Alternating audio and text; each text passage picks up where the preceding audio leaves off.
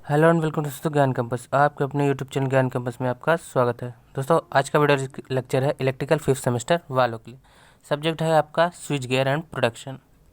तो दोस्तों जैसा कि पिछले वीडियो लेक्चर में हमने स्पेसिफिकेशन पढ़ लिए थे सर्किट ब्रेकर के, तो आज के वीडियो लेक्चर में हम पढ़ेंगे रेटिंग ऑफ सर्किट ब्रेकर। ठीक है, इसका रेटिंग पढ़ेंगे सर्किट ब्रेकर का, यानी परपथ वियोजक का निर्धारण जिसे हिंदी में कहते हैं।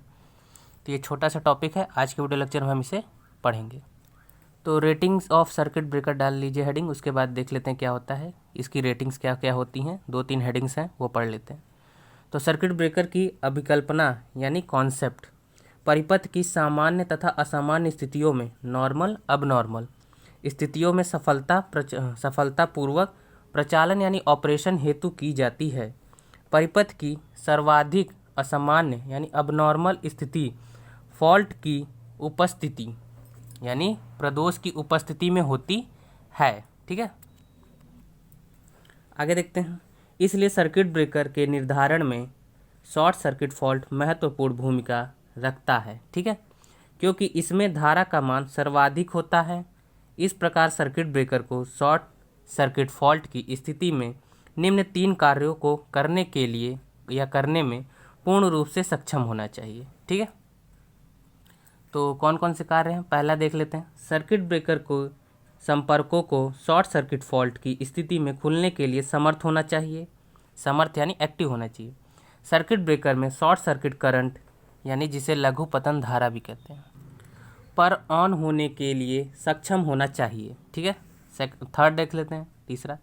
सर्किट ब्रेकर के संपर्कों को लघुपथ फॉल्ट यानी शॉर्ट सर्किट फॉल्ट की स्थिति में कुछ समय तक 1 से 3 सेकंड तक, कुछ समय यानी आपका ले सकते उदाहरण के लिए 1 से 3 सेकंड संपर्क में बने रहने के लिए भी समर्थ होना चाहिए। ठीक है, तो सर्किट ब्रेकर की विशेषताओं को उक्त या निम्न विशेषताओं को निम्न नामों से जाना जा सकता है।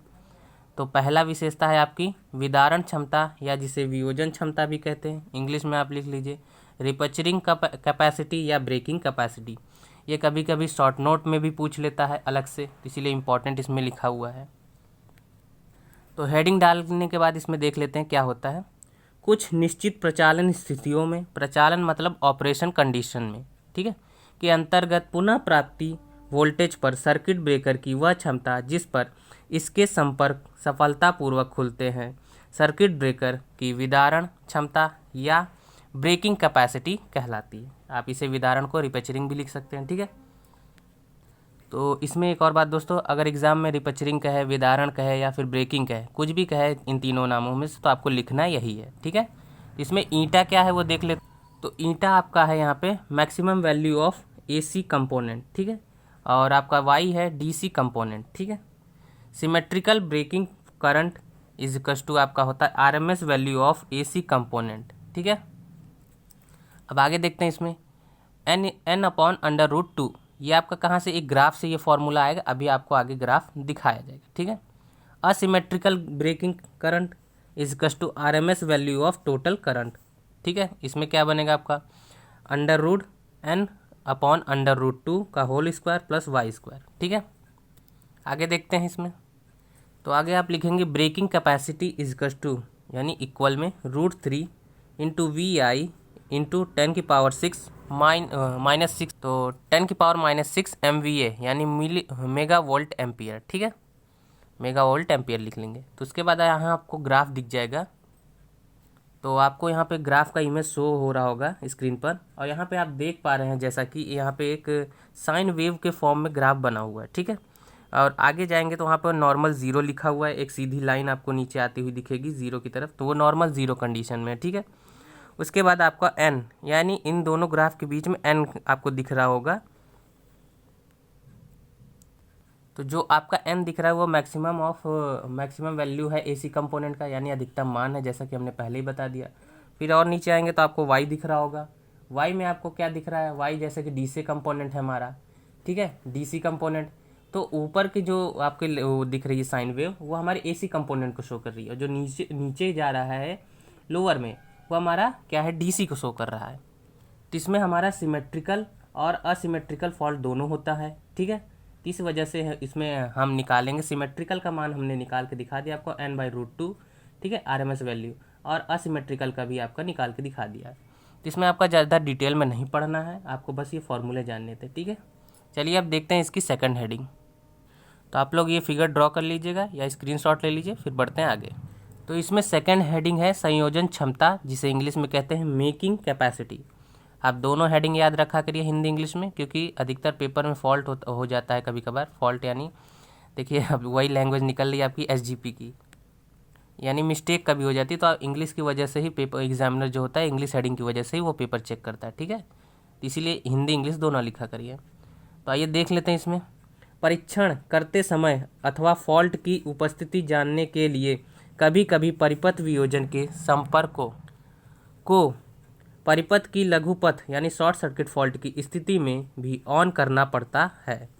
तब परिपथ वियोजक यानी सर्किट ब्रेकर के अंदर लघुपथ धारा के कारण विद्युत चुंबकीय प्रतिबल उत्पन्न होता है, ठीक है।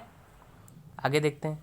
इन प्रतिबल को सहन करने की क्षमता को संयोजन क्षमता या मेकिंग कैपेसिटी कहते हैं, और इसका एक फॉर्मूला है।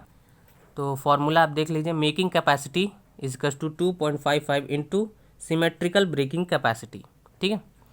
आप एग्जाम में चाहे तो ये फॉर्मूला लिखें या फिर ना लिखें, लेकिन आपको याद होना चाहिए, ठीक है। अब इसका अगला हेडिंग देख लेते हैं। थर्ड आपकी है शॉर्ट टाइम कैपेसिटी, ठीक है, जिसे लघुकाल क्षमता भी बोलते हैं। और ये इंपॉर्टेंट है ये भी, क्योंकि ये कभी कभी आपका उसमें शॉर्ट नोट में पूछ लेता है। तो वह क्षमता जिस पर परिपथ वियोजक कुछ समय के लिए, कुछ समय यानी 1 से 3 सेकंड के लिए मान लीजिए, लघुपथ फॉल्ट की स्थिति में सफलतापूर्वक टिक सकता है, यानी 1 से 3 सेकंड तक टिका रहे, अर्थात ऑन स्थिति में रह सकता है, सर्किट की शॉर्ट टाइम कैपेसिटी कहलाता है। यानी थोड़े समय के लिए भी अगर आपका वो टिक जाता है आपका, तो वो शॉर्ट टाइम कैपेसिटी कहलाता है।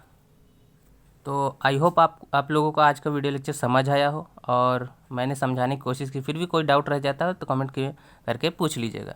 और वीडियो ज़रा भी यूज़फुल लगा हो तो एक लाइक कर दीजिएगा। चैनल पर नया हो तो सब्सक्राइब करके बेल आइकन प्रेस कर लीजिएगा, ताकि फ्यूचर में ढेरों अपडेट्स आपको सबसे पहले मिल सके। और आज ये आपका सर्किट ब्रेकर टॉपिक एंड हुआ।